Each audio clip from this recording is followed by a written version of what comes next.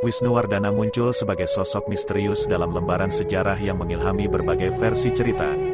Meskipun tanggal kelahirannya masih menyelimuti misteri, catatan-catatan sejarah menunjukkan bahwa kehidupannya mencapai puncaknya sebelum menghilang dari panggung dunia pada sekitar tahun 1268 Masehi.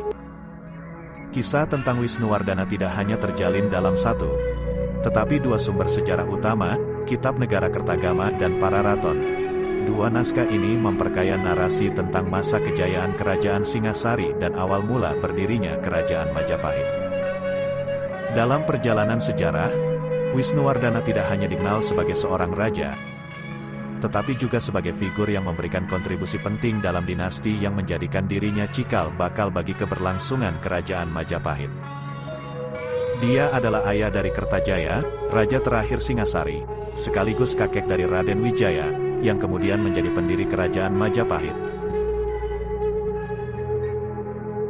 Dengan demikian, peran Wisnuwardana tidak hanya terbatas pada masa pemerintahannya, tetapi juga memiliki dampak jangka panjang dalam sejarah Nusantara. Prasasti-prasasti kuno seperti Prasasti Malurum dan Prasasti Maribong memberikan cahaya baru terhadap sosok Wisnuwardana. Dalam Prasasti Malurum yang berasal dari tahun 1255 Masehi, disebutkan bahwa ayah dari Kertanegara, Raja Singasari yang kemudian bernama Seminingrat. Nama ini juga muncul dalam Prasasti Maribong yang berusia sekitar tahun 1248 Masehi. Dan diperkirakan bahwa Seminingrat adalah nama asli dari Wisnuwardana. Gelar resminya, seperti yang tercatat dalam Prasasti Maribong, adalah Sri Jaya Wisnuwardana Sang Mapanji Seminingrat Sri Sakala Kalana Kulama Dumardana Kamaleksana. Gelar ini mencerminkan kebesaran serta keagungan yang melekat pada sosok Wisnuwardana selama masa pemerintahannya yang berlangsung antara tahun 1248 hingga 1268 Masehi. Namun, meskipun memiliki catatan resmi seperti Prasasti Maribong, Kitab Negara Kertagama tidak menyebutkan nama asli dari Wisnuwardana. Sebaliknya, Pararaton menyebutnya dengan nama Ranggawuni, menambahkan lapisan misteri dalam penggambaran sosok ini dalam literatur sejarah. Dengan begitu, Wisnuwardana tidak hanya merupakan raja pada masanya, tetapi juga tokoh yang menentukan jalannya sejarah Nusantara, menjadi batu pijakan bagi keberlangsungan dinasti yang memerintah setelahnya.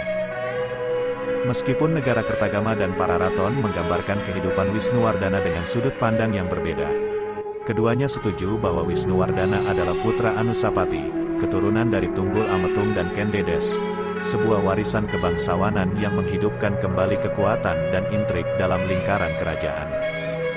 Kisah tragis dimulai ketika Anusapati naik tahta di Tumapel pada tahun 1249.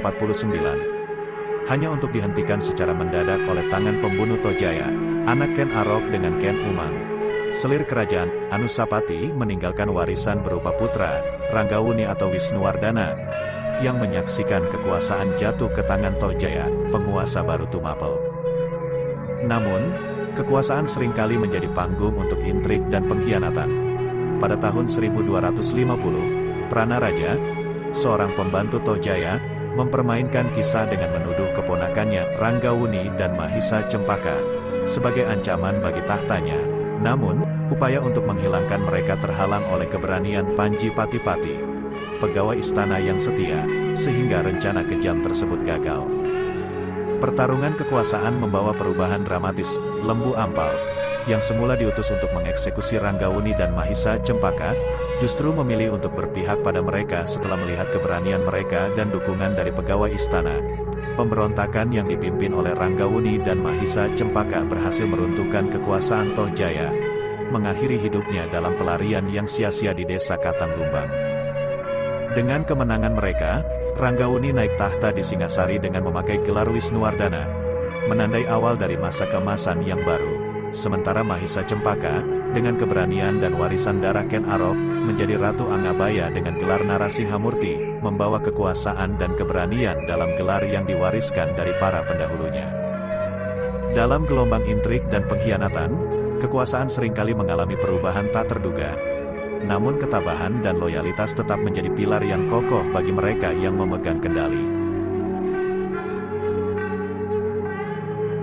Dalam catatan epik Kitab Negara Kertagama yang ditorehkan pada tahun 1365 Masehi, pemerintahan Wisnuwardana dan Narasinghamurti diperbandingkan dengan keagungan Dewa Wisnu dan Indra, sebuah analogi yang membangkitkan citra kemegahan dan kekuasaan yang mereka emban.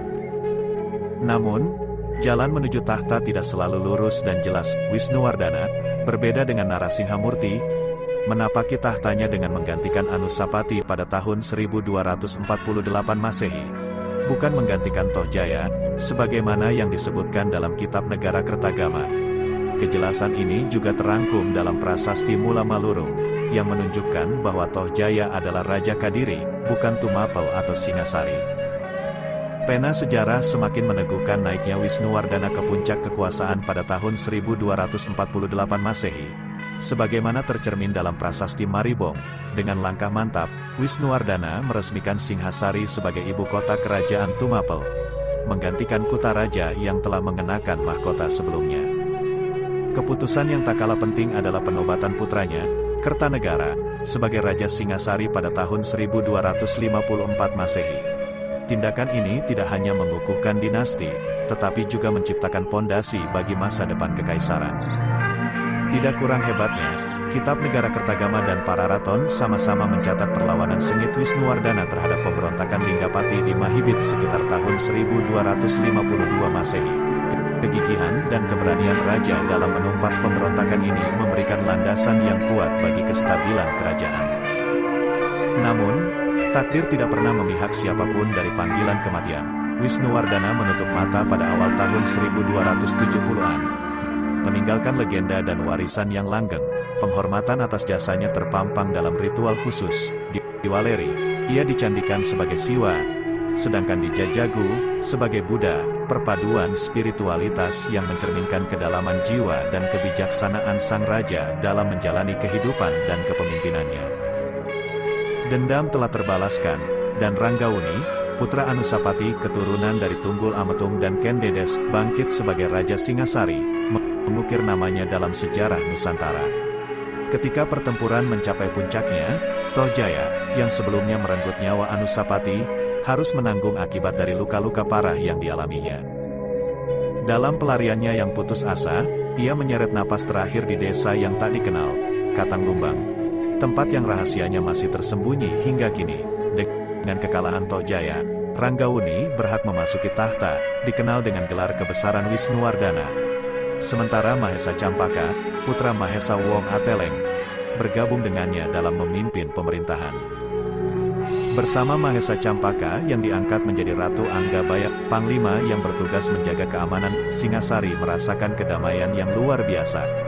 Kepemimpinan bijak Wisnuwardana membawa stabilitas yang sangat dibutuhkan bagi kerajaan.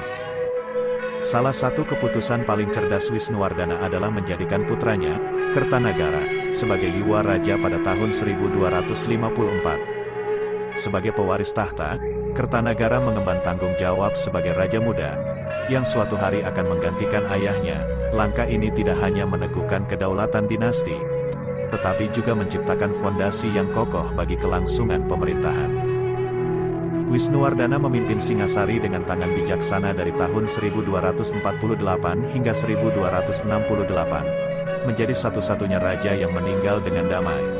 Penghormatan atas jasanya tercermin dalam pemakaman yang khusus. Abunya disimpan di Waleri, melambangkan kehadiran Siwa, sementara di Jajakhu, Candi Jago, ia diabadikan sebagai Buddha Amugapasa, perpaduan spiritualitas yang melambangkan kearifan dan kedamaian yang ia anut selama hidupnya.